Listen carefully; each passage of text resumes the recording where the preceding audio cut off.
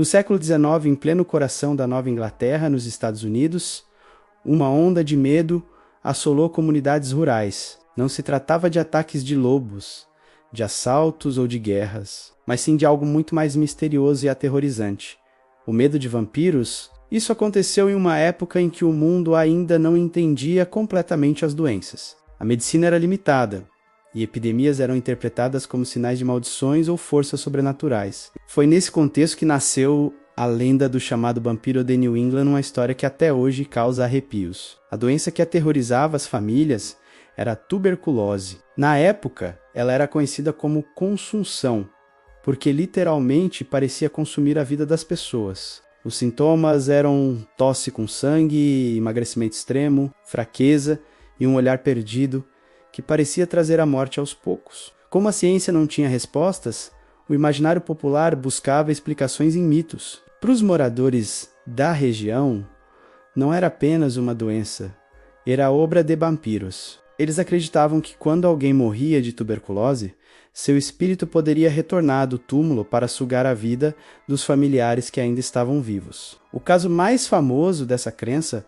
foi o de Mercy Brown, no estado de Rhode Island. Em 1892, Mercy era uma jovem que morreu de tuberculose, mas sua família já tinha perdido outras pessoas pela mesma doença. Quando outros membros da família começaram a apresentar os mesmos sintomas, os vizinhos suspeitaram de algo sobrenatural. A pressão da comunidade foi tão grande que convenceram o pai de Mercy a exumar o corpo da filha. Quando abriram o caixão, encontraram algo que, para eles, era prova irrefutável.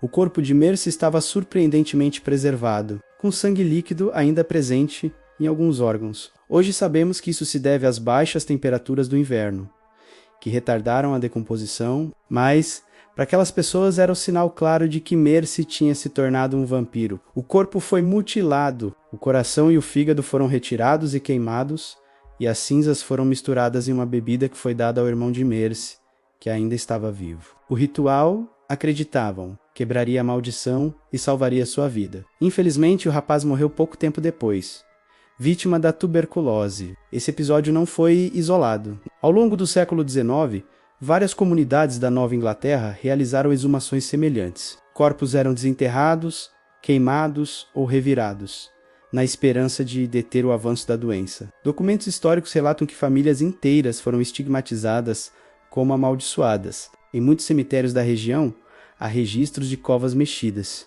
reforçando a prática de caçar vampiros entre os mortos. O medo era tão grande que histórias de vampiros se espalharam, alimentando o imaginário popular. Não estamos falando de vampiros sedutores, como nas histórias modernas, mas de criaturas vistas como parasitas invisíveis, que drenavam a energia vital dos vivos. O curioso é que essa onda de histeria aconteceu pouco antes de Bram Stoker publicar seu clássico Drácula. Em 1897, muitos estudiosos acreditam que relatos como o de Mercy Brown influenciaram diretamente a construção do personagem mais famoso da literatura de terror. Hoje, a história do vampiro de New England é vista como um reflexo da ignorância médica da época. Pessoas aterrorizadas, sem explicações científicas, recorreram ao sobrenatural para dar sentido ao sofrimento. Mas o que impressiona é como essa crença se transformou em ação concreta. Não eram apenas lendas contadas em volta da fogueira, eram práticas reais, envolvendo exumações, mutilações e rituais. Até hoje, o túmulo de Mercy Brown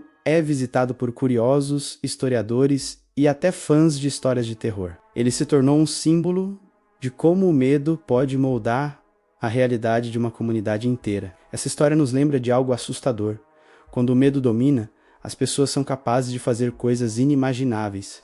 E em New England, esse medo se materializou na crença em vampiros, transformando uma tragédia familiar em uma lenda que nunca morreu.